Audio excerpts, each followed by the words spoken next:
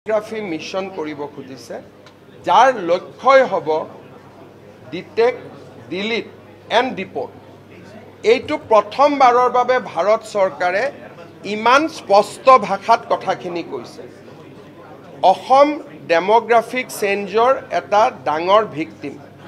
আজি অসমত মুছলিম জনসংখ্যা 2021 চনত 38% পাৰ হৈ গৈছে। গতিকে এইবাৰ যেতিয়া সেন্সাস আহিব 38+1 আপোনালোকে ক'ব পাৰে 1.5% মোৰ যদি 27লৈকে আমি গন্তি কৰোঁ। সো আজিৰ দিনত যেতিয়া মই কথা পাতি আছোঁ অসমৰ মুছলিম জনসংখ্যা ইজ 39.5। আপোনালোকে আচৰিত হ'ব, মই দুই এদিনতে আপোনালোকক দিম।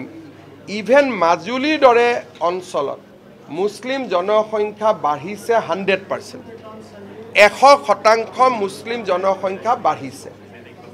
কিন্তু আপোনালোকে জানে যে অসমীয়া মুছলমানৰ জনবৃদ্ধিৰ হাৰ সেইটো নহয়, আমাৰ দৰে একে। তাৰ মানে মাজুলীৰ দৰে অঞ্চলতো যদি 100% মুছলিম জনসংখ্যাৰ বৃদ্ধি হয়, সমস্যা কিমান গভীৰ।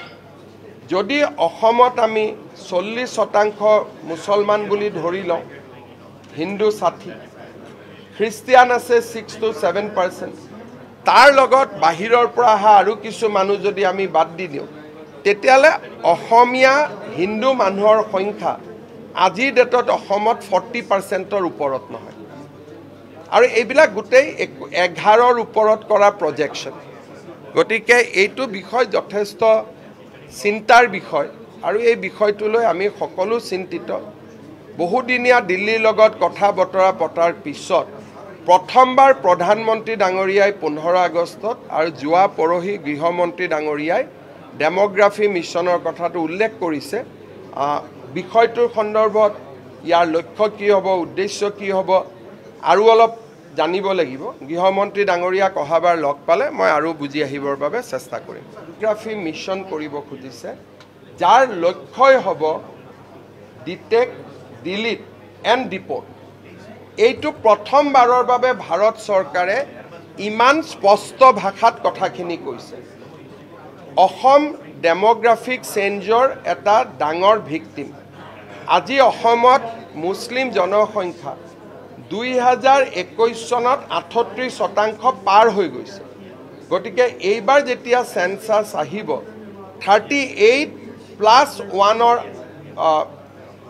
আপোনালোকে ক'ব পাৰে 1.5% মোৰ যদি 27লৈকে আমি গন্তি কৰোঁ। সো আজিৰ দিনত যেতিয়া মই কথা পাতি আছোঁ অসমৰ মুছলিম জনসংখ্যা ইজ 39.5। আপোনালোকে আচৰিত হ'ব, মই দুই এদিনতে আপোনালোকক দিম।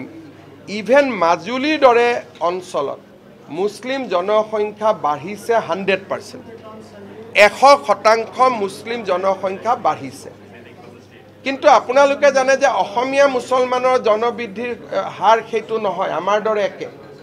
তাৰ মানে মাজুলীৰ দৰে অঞ্চলতো যদি 100% মুছলিম জনসংখ্যাৰ বৃদ্ধি হয়, সমস্যা কিমান গভীৰ।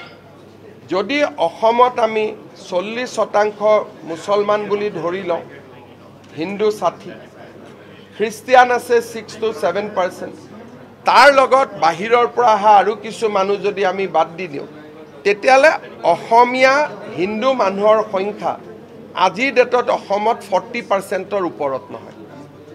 আৰু এইবিলাক গোটেই 11ৰ ওপৰত কৰা প্ৰজেকশ্যন। গতিকে এইটো বিষয় যথেষ্ট চিন্তাৰ বিষয় আৰু এই বিষয়টোলৈ আমি সকলো চিন্তিত। বহুদিনীয়া দিল্লীৰ লগত কথা বতৰা পতাৰ পিছত প্ৰথমবাৰ প্ৰধানমন্ত্ৰী ডাঙৰীয়াই 15 আগষ্টত আৰু যোৱা পৰহি গৃহমন্ত্ৰী ডাঙৰীয়াই ডেমোগ্ৰাফি মিছনৰ কথাটো উল্লেখ কৰিছে। বিষয়টোৰ সন্দৰ্ভত ইয়াৰ লক্ষ্য কি হ'ব, উদ্দেশ্য কি হ'ব আৰু অলপ জানিব লাগিব। গৃহমন্ত্ৰী ডাঙৰীয়াক অহাবাৰ লগ পালে মই আৰু বুজি আহিবৰ বাবে চেষ্টা কৰিম।